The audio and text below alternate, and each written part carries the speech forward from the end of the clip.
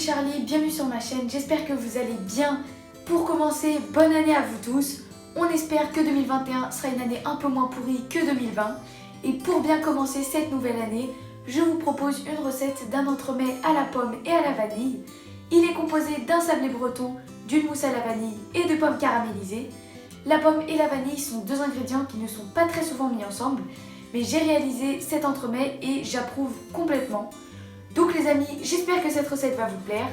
Et moi, je vous laisse avec les ingrédients et la suite en vidéo.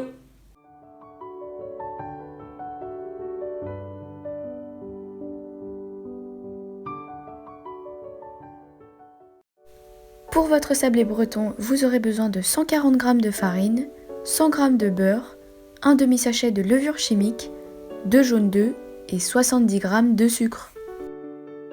Vous commencez par verser vos jaunes d'œufs et le sucre dans un saladier. Vous les fouettez à l'aide d'un batteur électrique.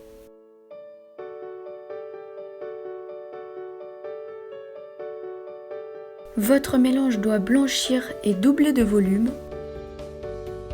Quand c'est bon, vous ajoutez vos morceaux de beurre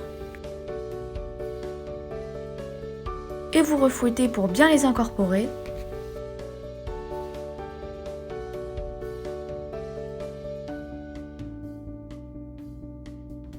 Quand votre mélange est bien lisse et homogène, vous allez pouvoir tamiser la farine et la levure chimique.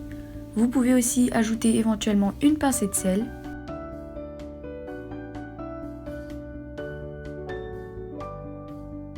Donc vous tamisez tout ça en tapotant sur votre tamis au-dessus de votre saladier. Et quand c'est bon, vous allez venir mélanger rapidement avec une maryse.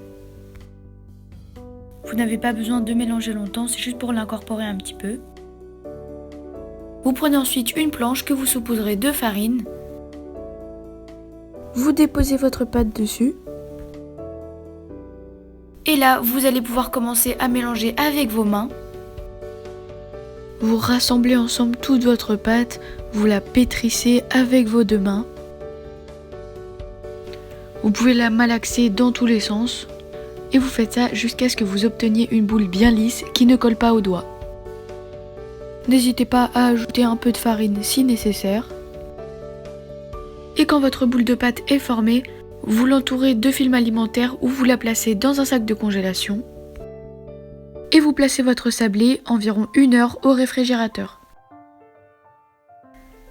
À la sortie du frigo, vous récupérez votre sablé et vous allez pouvoir mettre de la farine sur votre plan de travail et sur votre pâte. Et à l'aide d'un rouleau à pâtisserie, vous commencez à étaler votre sablé de long en large. Vous l'étalez jusqu'à ce qu'il soit un peu plus grand que le cercle à pâtisserie dans lequel vous allez cuire votre sablé. N'hésitez pas à retourner votre pâte plusieurs fois sur le plan de travail. Et quand c'est bon, vous prenez votre cercle qui doit faire environ 22 cm de diamètre. Vous l'enfoncez dans votre pâte, vous retirez le surplus. Vous décollez délicatement votre disque de pâte et vous le placez dans votre cercle à pâtisserie que vous aurez préalablement déposé sur une plaque à pâtisserie recouverte de papier cuisson ou d'un tapis en silicone. Vous appuyez légèrement sur la surface, vous vérifiez qu'il est bien en place et vous enfournez votre sablé environ 20 minutes à 175 degrés. À la sortie du four, vous le laissez refroidir et vous le recouvrez d'un torchon. Et on passe à la mousse à la vanille. Vous aurez besoin de 20 centilitres de lait, 3 jaunes d'œufs, 45 g de sucre, 2 cuillères à café d'arôme de vanille, 2 feuilles de gélatine et 20 centilitres de crème entière liquide. Vous commencez par verser le lait et l'arôme de vanille dans une casserole. Vous faites chauffer le tout sur feu moyen en remuant un peu avec le manche. Et quand le mélange commence à bouillir, vous retirez la casserole du feu. Ensuite, vous allez venir réhydrater la gélatine dans un bol d'eau froide. Puis dans un saladier, vous versez vos 3 jaunes d'œufs et le sucre. Vous mélangez avec un fouet. Votre mélange doit blanchir un peu et augmenter en volume. Et quand c'est bon, vous allez pouvoir ajouter votre lait vanillé en 3 fois en mélangeant bien toujours avec votre fouet entre chaque ajout. Et quand c'est bon, vous reversez votre préparation dans la casserole. faites chauffer tout ça sur feu moyen en mélangeant continuellement avec votre fouet et à l'aide d'un thermomètre de cuisson, vous regardez la température de votre crème. Elle doit atteindre 83 degrés. Et lorsque votre thermomètre affiche 83 degrés, vous retirez immédiatement la casserole du feu, vous remélangez un coup avec votre fouet et vous versez votre crème dans un saladier pour qu'elle s'arrête de cuire. Ensuite, vous récupérez vos feuilles de gélatine, vous les essorez bien et vous les ajoutez à votre mélange. Et ensuite, vous n'avez qu'à fouetter énergiquement pour l'incorporer. Ensuite, dans un autre saladier, vous versez votre crème entière liquide et vous allez pouvoir la monter en chantilly à l'aide d'un batteur électrique. Comme à chaque fois, votre crème doit être bien froide, pareil pour les ustensiles que vous utilisez. Donc n'hésitez pas à placer le saladier dans lequel vous montez votre crème ainsi que les fouets du batteur électrique, environ 30 minutes au congélateur avant de vous en servir. Pour commencer, vous montez votre crème à vitesse plutôt lente et petit à petit, vous allez pouvoir l'augmenter, mais sans non plus utiliser la vitesse maximale. Et quand votre crème chantilly est bien ferme, vous reprenez votre petite préparation à la vanille et là, petit à petit, vous allez pouvoir ajouter votre chantilly en l'incorporant très délicatement à l'aide d'une maryse. Il faut bien respecter ce mouvement-là d'enrober la crème pour éviter qu'elle ne perde du volume. Quand tout votre chantilly est ajouté et que votre mousse est bien homogène, vous la placez au frigo et on va pouvoir passer aux pommes caramélisées. Vous aurez besoin de 25 g de cassonade, 20 g de beurre et 3 pommes. Vous commencez par retirer le trognon de vos pommes, puis vous les épluchez.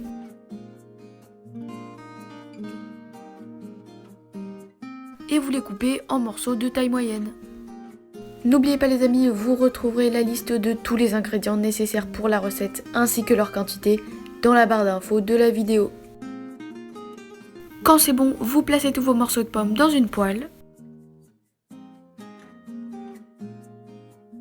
Vous les faites chauffer sur feu moyen et vous ajoutez la cassonade et le beurre.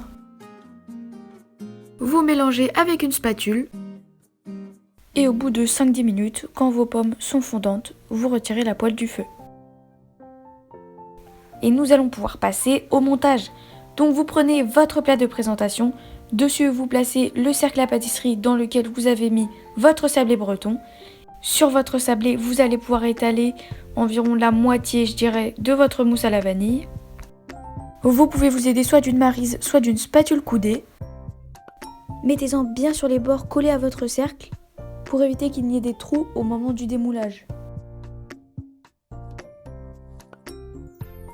Quand vous obtenez une surface à peu près lisse, vous allez pouvoir ajouter vos pommes caramélisées au centre de votre crème. Vous aplatissez un peu et vous les répartissez dans la mousse. Essayez de faire en sorte qu'elle reste quand même à peu près au milieu et qu'elle ne touche pas les bords de votre cercle. Et vous recouvrez tous vos morceaux de pommes avec le reste de votre mousse. Donc vous l'étalez bien partout, sur tous les bords. Essayez de boucher tous les trous. Le but c'est vraiment d'avoir une surface bien lisse, bien plane. Et quand vous êtes satisfait, vous placez votre entremets minimum une nuit au réfrigérateur. Le lendemain, quand vous le sortez du frigo, vous retirez d'abord délicatement votre cercle. Si vous aviez mis du rhodoïde, vous le retirez également. Et là, pour la décoration, vous faites vraiment ce que vous voulez. Moi, j'ai pris des petits morceaux de pommes que j'ai mis dessus sur tout le tour de l'entremet. Et au centre, j'ai placé 3 lamelles de pommes. Donc voilà, j'ai fait un truc assez simple, assez sobre. Mais encore une fois les amis, dans la pâtisserie, n'hésitez pas à laisser libre cours à votre imagination. Et voilà les amis, la recette de l'entremet pomme vanille est enfin terminée. J'espère qu'elle vous aura plu. Si c'est le cas, n'hésitez pas à liker la vidéo et à vous abonner à ma chaîne YouTube. Et moi je vous dis bon appétit à tous, bonne année 2021 et à la semaine prochaine.